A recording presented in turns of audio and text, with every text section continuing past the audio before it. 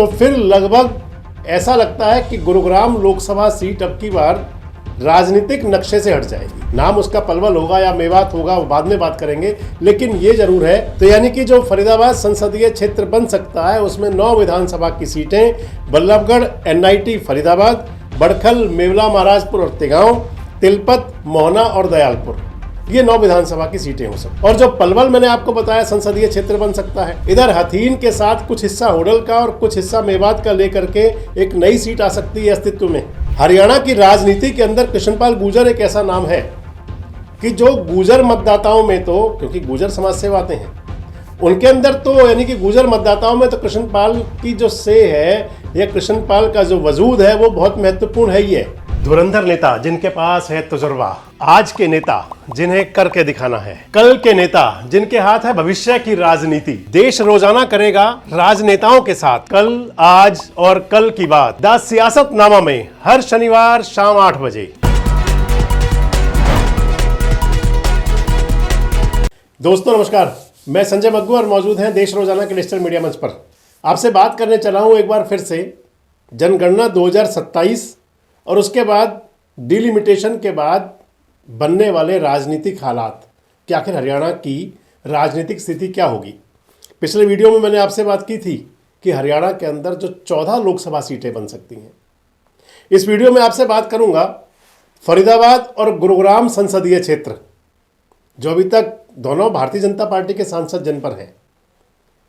अब अगर जो सोशल मीडिया की या तमाम राजनीतिक कयास हैं उनके आधार पर, जो उनकी चर्चाएं हैं उनके आधार पर अगर बात करें तो फिर लगभग ऐसा लगता है कि गुरुग्राम लोकसभा सीट अब की बार राजनीतिक नक्शे से हट जाएगी और गुरुग्राम लोकसभा के स्थान पर बन सकती है जो सीट वो झज्जर हो सकती है।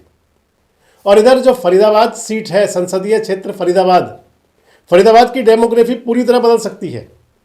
फरीदाबाद का कुछ हिस्सा और कुछ हिस्सा गुरुग्राम का निकाल करके एक नई जो सीट आ सकती है वो पलवल, जिसके साथ मेवात जुड़ जाएगा, पलवल लोकसभा सीट हो सकती है।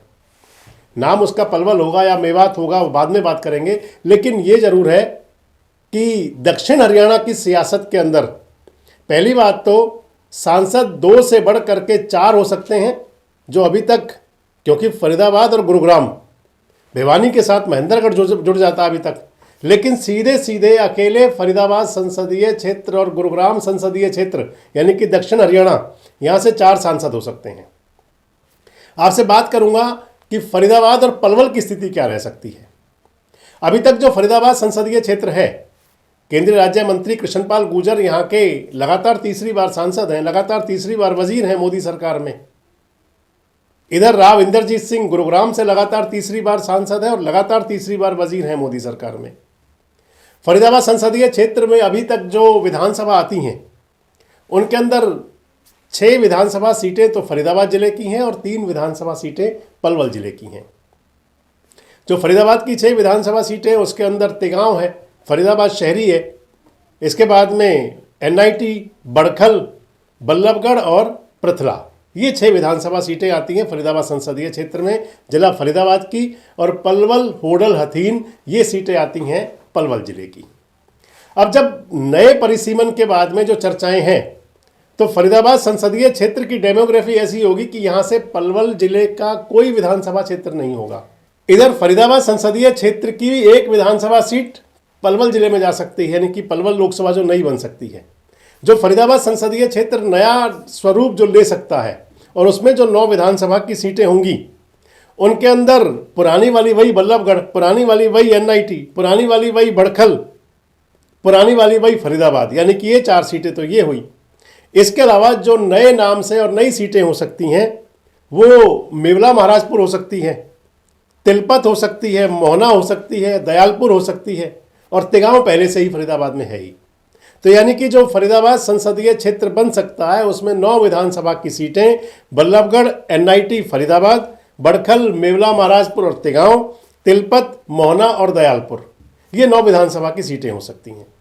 और जो पलवल मैंने आपको बताया संसदीय क्षेत्र बन सकता है, तो पलवल के अंदर जो विधानसभा सीटें हो सकती हैं वो पलवल, एक तो अभी तक पलवल के नाम से है, आने वाले समय में परिसीमन के बाद में ये पलवल विधानसभा जो दो में बढ़ सकती है, दो हिस्सों में, एक पलवल और एक पलवल ग्रामीण।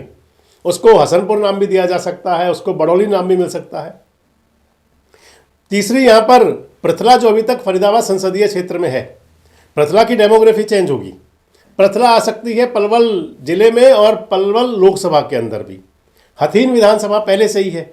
इधर हथीन के साथ कुछ हिस्सा होडल का और कुछ हिस्सा मेवात का लेकर के एक नई सीट आ सकती है अस्तित्व में, जिसमें कुछ हथीन का एरिया होगा और इधर नई सीट बन सकती है। वो बहीन के नाम से भी हो सकती है और या फिर मिंटगोला के नाम से हो सकती है। होडल पुरानी विधानसभा सीट है ही।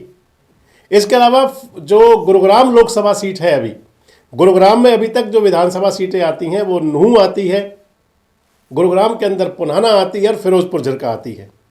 तो गुरुग्राम लोकसभा में से पुन्हाना और फिरोजपुर झिरका ये पलवल में हो सकती हैं और एक नई सीट जो मेवात में बनेगी नगीना, वो पलवल में हो सकती है। इस लिहाज से ये पलवल के अंदर 9 सीटें जो मैंने आपको बताई, पलवल शहरी, पलवल ग्रामीण, पृथला, हथीन, होडल, संभवतः बहीन या मिंटकोला, पुन्हाना, फिरोजपुर झिरका और नगीना।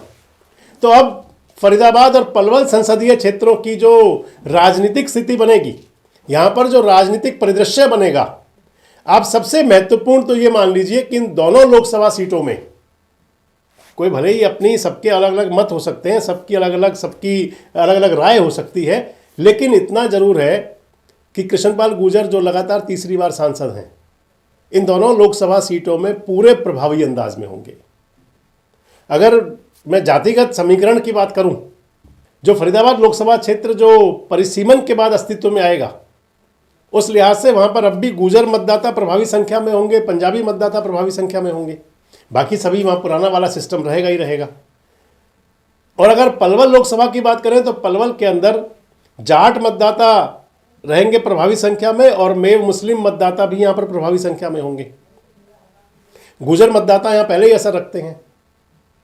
हरियाणा की राजनीति के अंदर कृष्णपाल गुर्जर एक ऐसा नाम है कि जो गुर्जर मतदाताओं में तो, क्योंकि गुर्जर समाज से आते हैं, उनके अंदर तो यानी कि गुर्जर मतदाताओं में तो कृष्णपाल की जो से है या कृष्णपाल का जो वजूद है वो बहुत महत्वपूर्ण है ही है। इसके अलावा हरियाणा की राजनीतिक स्थिति भले ही कुछ भी रही हो, लेकिन इस सब के बावजूद जाट मतदाताओं के बीच में भी कृष्णपाल खासे लोकप्रिय रहे हैं। आप मसलन अगर देखें तो पलवल विधानसभा क्षेत्र यानी कि 2024 का जो चुनाव हुआ था, इस चुनाव को बड़ा टफ चुनाव माना गया था, कांटे की टक्कर कही जाती थी और इस चुनाव में कृष्णपाल गुर्जर लगभग 2.25 लाख वोट से चुनाव जीते थे। हरियाणा के अंदर 10 में से 5 सांसद चले गए थे, भाजपा के 5 ही रह गए थे। और इस सब के बावजूद भी जैसे होडल विधानसभा को माना जा सकता है कि वहां पर बड़ी संख्या में जाट मतदाता है, लेकिन वहां केवल 500 वोट से कृष्णपाल गुर्जर पीछे रहे थे। हथीन विधानसभा को जरूर कह सकते हैं क्योंकि वहां पर मेव मुस्लिम मतदाता जो परंपरागत रूप से भाजपा का विरोधी है, लगभग 1 लाख से ज्यादा मतदाता वहां पर मेव मुस्लिम समाज के हैं। उसके बाद दूसरी संख्या जो आती है प्रभावी, वो जाट मतदाताओं की है। लेकिन जो जाट बाहुल्य गांव थे उनके अंदर भी कृष्णपाल गुर्जर ने बढ़त बनाई थी। हथीन विधानसभा क्षेत्र में चुनाव तो वहां पर बड़ा अंतर था, 50,000 वोटों का लगभग। इसके अलावा पलवल विधानसभा क्षेत्र को देखें तो पलवल विधानसभा क्षेत्र में भी बड़ी संख्या में वहां पर जाट मतदाता और गुर्जर मतदाता ये प्रभावी संख्या में हैं दोनों। लेकिन जाट बाहुल्य जो गांव थे वहां पर कृष्णपाल गुर्जर अच्छी खासी बढ़त लेकर के चले थे और पलवल विधानसभा में तो लगभग 27-28 हजार वोट से आगे भी रहे थे। अब अगर फरीदाबाद की बात अगर करें तो गुर्जर मतदाताओं में, चाहे वो पंजाबी मतदाताओं में, चाहे वो वैश्य मतदाताओं में या सभी मतदाताओं में पूरी प्रभावी उनकी उपस्थिति है। लोकसभा का जो चुनाव हुआ था 2024 का, और फरीदाबाद संसदीय क्षेत्र के जो 6 विधानसभा हैं उनमें से मात्र पृथला विधानसभा, क्योंकि पृथला जाट बाहुल्य सीट है, इस समय रघुवीर सिंह तेवतिया वहां के विधायक भी हैं। पृथला विधानसभा में इधर जाट मतदाता और उनके सामने ब्राह्मण और राजपूत मतदाता। पृथला के अंदर लगभग 10,000 में मुस्लिम मतदाता भी हैं। लेकिन इसके बावजूद भी जाट बाहुल्य उस क्षेत्र में लगभग 6-6.5 हजार वोट से कृष्णपाल गुर्जर पिछड़े थे। और अगर विधानसभा चुनाव की बात करें तो यहाँ बीजेपी कैंडिडेट बड़े अंतर से पीछे रहे थे, लगभग 20,000 से ज़्यादा वोटों से। रघुवीर सिंह तेवतिया यहाँ पर कांग्रेस के एमएलए हैं आजकल। तो इन सबको देखते हुए बाकी जो क्षेत्र थे फरीदाबाद संसदीय क्षेत्र में, चाहे वो फरीदाबाद शहरी है, चाहे वो तिगांव है, चाहे वो बड़खल है, एनआईटी है, बल्लभगढ़ है, सभी विधानसभाओं में कृष्णपाल गुर्जर की रिकॉर्ड जीत रही थी, सभी विधानसभा क्षेत्रों में। इस लिहाज से देखें तो फरीदाबाद संसदीय क्षेत्र में जो भी एरिया बना, अब जो नई सीटें बन जाएगी वहाँ से प्रथला भी कट जाएगा, तो बाकी सभी में तो आगे रहे ही थे। और इधर पलवल की अगर बात कर लें तो पलवल जिले के अंदर भी उनका प्रभाव कहीं कम नहीं आंका जा सकता। एक बात तो ये हुई कि कृष्णपाल गुर्जर प्रभावी रहेंगे।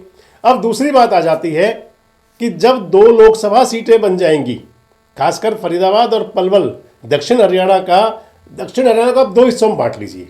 एक यदुवंशी वाला एरिया, यानी कि जिसके अंदर रेवाड़ी और महेंद्रगढ़ जिले आते हैं, कुछ हिस्सा वहाँ पर गुरुग्राम का ले सकते हैं, और दूसरी तरफ फरीदाबाद और पलवल जिले आते हैं। और यहाँ से जो 2 लोकसभा की सीटें बन जाएंगी तो हरियाणा की राजनीति के अंदर आप मान लें कि बदरपुर बॉर्डर से लेकर के और यूपी बॉर्डर तक का जो हिस्सा है, जिसे फरीदाबाद और पलवल जिला आप समझ सकते हैं, साथ मेवात जिला जुड़ जाएगा, तो ये हरियाणा की राजनीति के अंदर अलग प्रकार से प्रभावशाली होगा। नेता कौन हो सकते हैं, मैंने एक दिन आपके साथ वीडियो शेयर किया भी था एक बार, आगे बताएंगे कि कौन से नए चेहरे उभर सकते हैं। लेकिन इतना जरूर है कि एक तो हरियाणा की राजनीति के अंदर फरीदाबाद और पलवल जिलों का बड़ा मुकाम बनने जा रहा है, जिस प्रकार की पॉलिटिकल चर्चाएं हैं, राजनीतिक बातें हैं जो हैं। और दूसरी बात, उसके अंदर कृष्णपाल गुर्जर और अधिक प्रभावी भूमिका में हो सकते हैं। कितना सहमत हैं आप? कमेंट बॉक्स में जरूर बताएं। जुड़े रहें हमारे साथ, देखते रहें देश। हमारे साथ जुड़े रहने के लिए सब्सक्राइब करें देश रोजाना के YouTube चैनल को और नई वीडियो की नोटिफिकेशन पाने के लिए बेल आइकन जरूर दबाएं। अगर आप ये वीडियो फेसबुक या इंस्टाग्राम पर देख रहे हैं तो पेज को लाइक और फॉलो जरूर करें और ज्यादा से ज्यादा शेयर करें।